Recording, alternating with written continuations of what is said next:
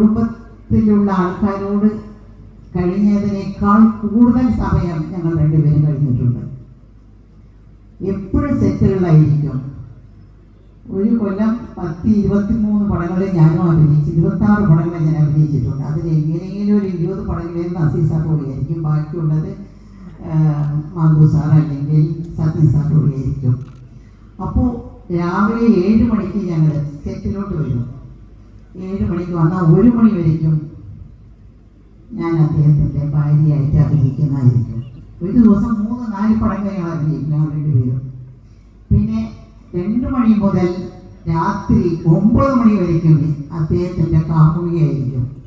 ഈ പറഞ്ഞതുപോലെ ചന്ദ്രികയിൽ അരിയുന്ന ചന്ദ്രകാന്ത എന്നൊക്കെ പാടുകൊണ്ടിരിക്കും. അത് കഴിഞ്ഞുകൊണ്ട് രാത്രി 10 മണി മുതൽ രാത്രി 2 മണി വരയ്ക്കും മകനെ നിനക്ക് വേണ്ടിയ നിർപ്പടത്തിൽ അങ്ങയുടെ അമ്മയായിട്ട് ഞാൻ അഭിനയിക്കും. ചില പടങ്ങളിലൊക്കെ അങ്ങേരുടെ അമ്മായിയമ്മയാണ് ഞാൻ.